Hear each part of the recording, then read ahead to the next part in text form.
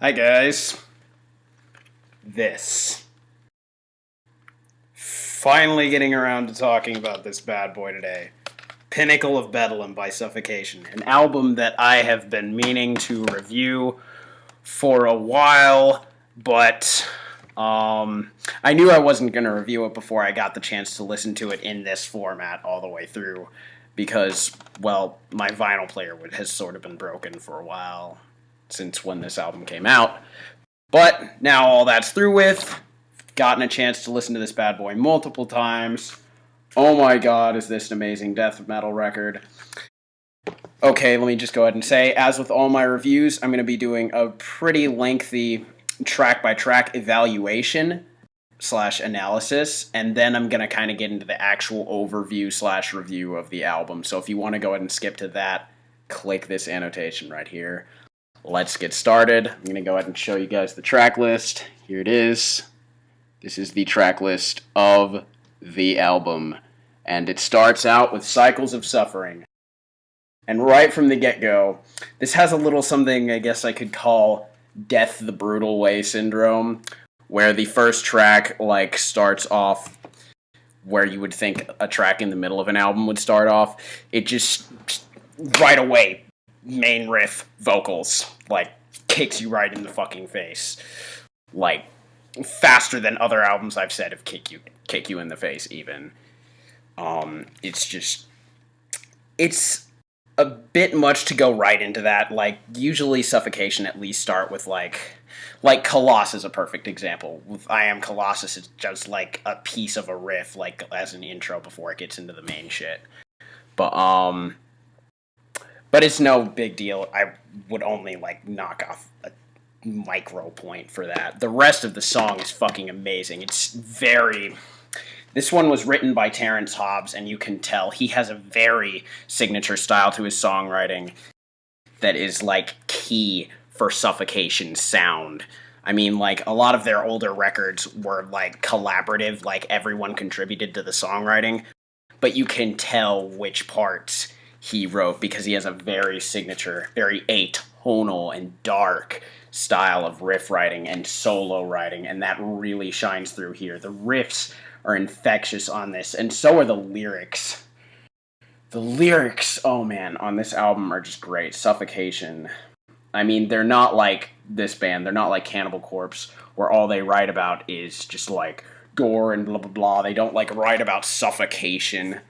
They don't write about the band name, dying by suffocation. They write a lot about just intellectual things, in the state of the world and psychological stuff. And a lot of the lyrics on this album are very memorable. But overall, Cycles of Suffering is a great fucking song. But it's followed by what's probably the weakest song on the entire record, Purgatorial Punishment. It's a short track, and it starts out with riffage that basically sounds like it's copied from the very beginning of the previous track. The first two songs on the album seem to start out the exact same way, which is a bit eh.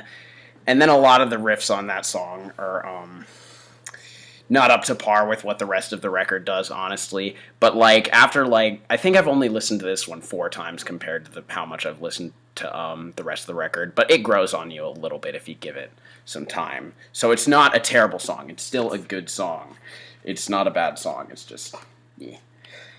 But it really works well as where it's placed in the album because it just builds you up to when this album just becomes orgasmic. And that is from the beginning of Imminent Wrath to the end of the title track, Pinnacle of Bedlam. Those 4 songs, just in a row, Imminent Wrath, As Grace Descends, Sullen Days, Pinnacle of Bedlam. Oh my god. Phenomenal, nearly perfect death metal songs, especially Imminent Wrath, and to a degree Sullen Days as well. Imminent Wrath, just the kick in the face you get from Cycle of Suffering is great, but the fucking in the mouth with 17 machetes you get from Imminent Wrath is insane because it's another even better Terrence Hobbs song, and it just the solo is great. The main riff after that is great, and the slamming, slow, groovy riff, the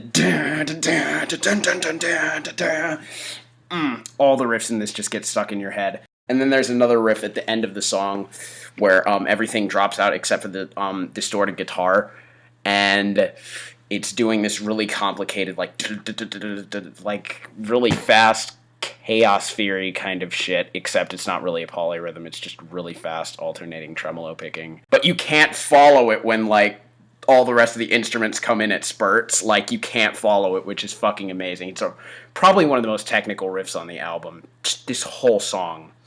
If I were to make, like, a top 50 death metal songs of all time, I already know this song, and possibly a few of the other ones that follow it would be on there. And then As Grace Descends, track number 4, starts off with this tapping riff that essentially forms what is the main theme of this song and the bulk of it. And it gets, like, played on and alternated as you get into the second half of the song. But it starts out fucking amazingly brutal, like Suffocation are always able to do. But on this song, like, Suffocation, honestly, are just the ultimate example of everything death metal is about, and they show it with these songs, as I've said. Also, I feel like this song definitely has probably the coolest sounding solo on the entire record, but that's just my opinion. And then you get to a song that has no solo, but really I don't think needs it, because it's just structured so incredibly well. And it starts and ends, it has bookends of something that I would have honestly never expected Suffocation would have ever done. It starts off with a really beautiful, yet somewhat fucked up clean guitar riff. It's like just do-do-do-do-do-do-do-do, and it builds on that, and then there's this one note that just sounds fucking dissonant as hell, like very Suffocation-y. And it reminds you, this is Suffocation writing this beautiful shit, not some other band that's trying too hard to just do that. I don't know. But then the riff comes in. The main riff is totally infectious. It's got a lot of pinch harmonics that are well executed in it, much like the Catalepsy record from earlier this year. And the lyrics also. I love the lyrical concept of this song about a guy who seems like normal on the exterior, but on the interior he's like suffering, and just he's like silent, and it's because he dreams of like killing everything around him, just like exploding, and that explosion happens when the song just gets fast as fuck in the middle, and the lyrics change to like, I dream of killing and shit. Oh my god, incredible song, absolutely incredible. And so is Pinnacle of Bedlam. It really is the pinnacle of Bedlam, the apex of chaos. Oh my gosh, just the main riff is another one of those really infectious, just pure Suffocation-styled riffs. And then the solo section. This album really does what I remember Terrence said in an interview, that they were trying to experiment with a little more melody on this album, because most of their stuff is just atonal, straight up fucking brutal-ass death metal. And they're godly. They're the best at it, in my opinion, so there's nothing wrong with that. But definitely on this, in the solo section, where you have these huge sort of melodic but still really dark chords and a couple really cool solos from Terrence Hobbs and Guy Marquez, is just great. Guy, I'm sorry. Oh, I'm sorry if I pronounced your last name wrong, by the way. But anyway, yeah, that is just a great fucking song.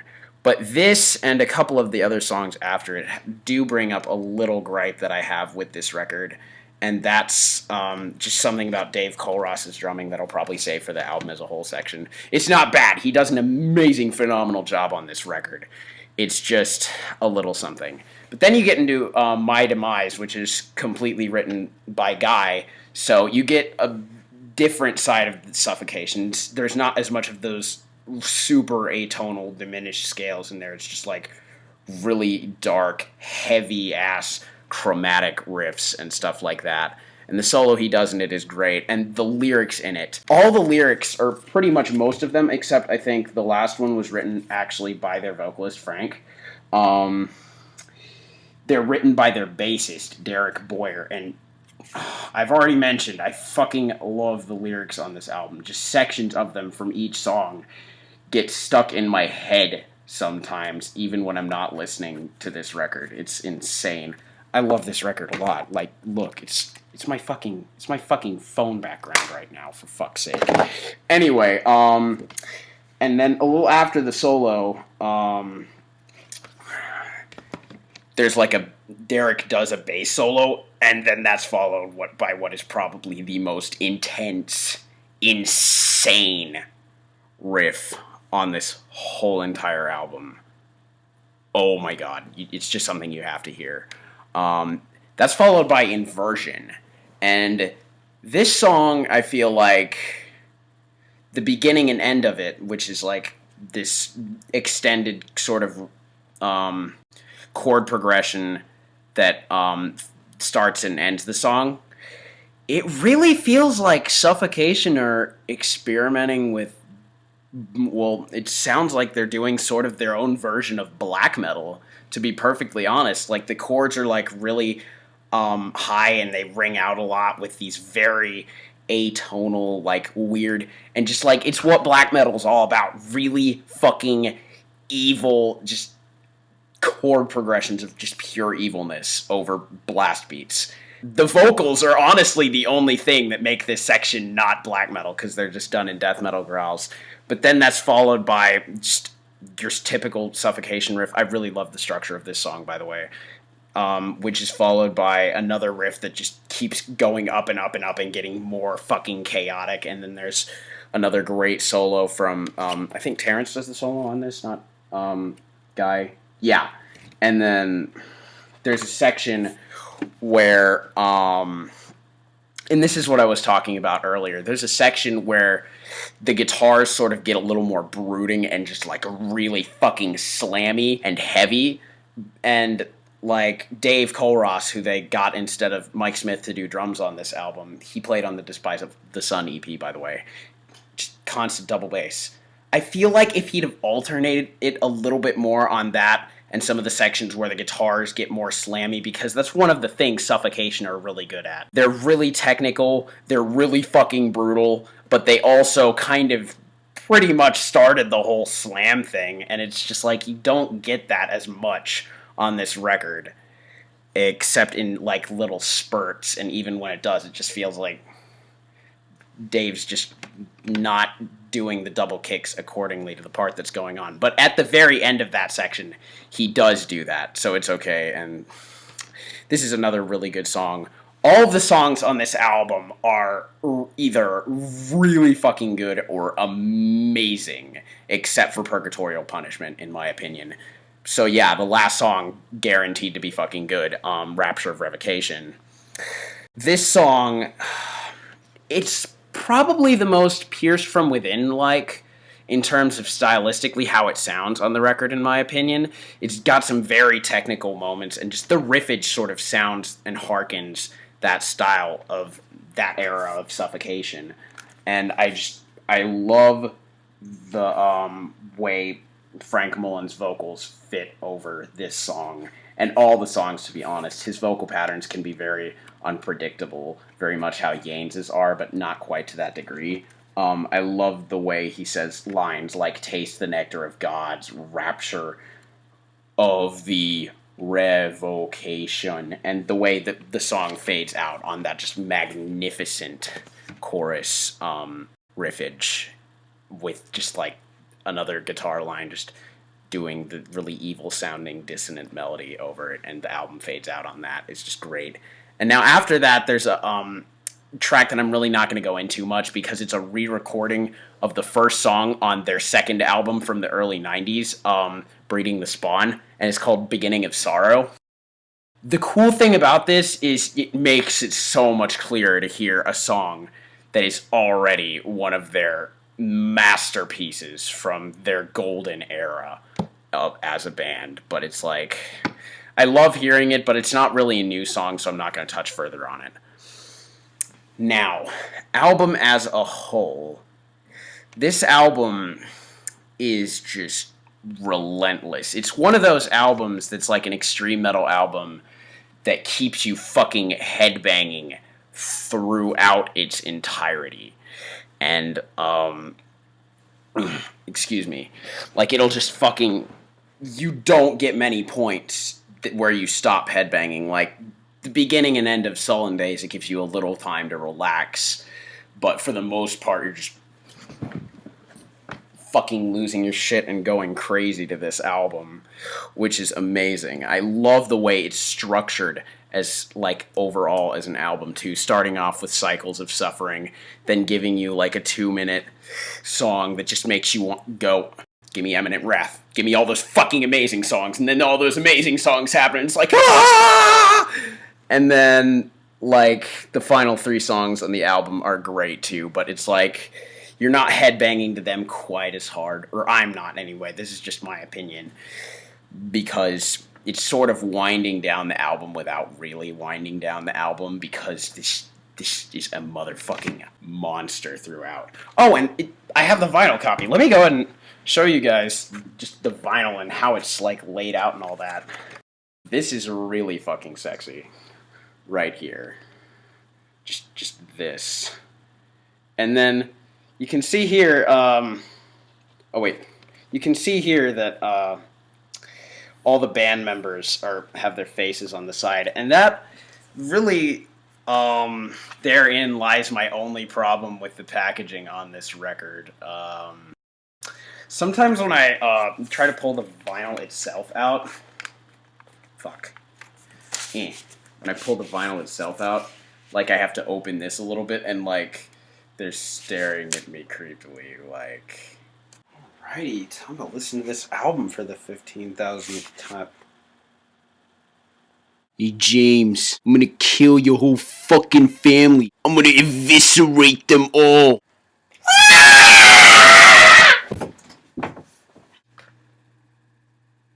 So yeah, Frank Mullen, you are one incredibly scary but also incredibly awesome motherfucker, and you do a phenomenal performance vocally on this record. Everyone does just a phenomenal, they show just an incredible amount of skill on this record.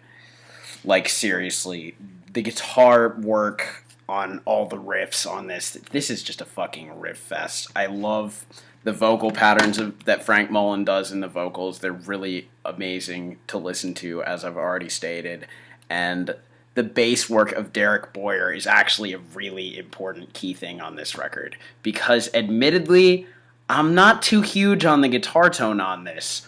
I actually think that this album, in terms of heaviness, while it is heavy as fuck, it is way less heavy sounding than their classic stuff, like the Human Waste EP, Pierced from Within, and especially Effigy of the Forgotten, which is probably their magnum opus for me. But yeah, definitely, like, with the guitar tone, I feel like it relies a lot on distortion, from what I can tell at least, rather than high gain, and that means, like, in the mix, or just the sound in general, it doesn't sound as huge as it ought to by itself, because, I mean, like, I noticed that especially when everything drops out for the guitar, except for the guitar in, like, Eminent Wrath. But what really makes this album as heavy as it does, as far as, like, the noted instruments, the guitars and bass and stuff, is the bass. When that is combined with the guitar, oh man, this album just has a great production as far as that is concerned. The bass isn't, like, really as prominent in the mix as it is, like, or audible, I should say. It's prominent, for sure. It's not as audible as it is on Catalepsy's Autopsychosis record from earlier this year, but without it, this record would just sound not as heavy. It's a very important aspect of this record. So yeah, great riffs, great lyrics, not as much slam as I was quite hoping for. Like, they are the masters of slamming, too. I mean, they fucking invented it, their Suffocation. But when it does pop up, it's great. And some people might think there aren't enough lead guitar solos on this record either, but I beg to differ. There is a perfect amount of them on this record. Absolute amazingness. Solid 9 out of 10. Do I think this is better than Elite by Within the Ruins? If I was asked at gunpoint, I would have to say yes, but just barely. Both these records are fucking ridiculously good. I'm done. I'll see you guys later. Bye.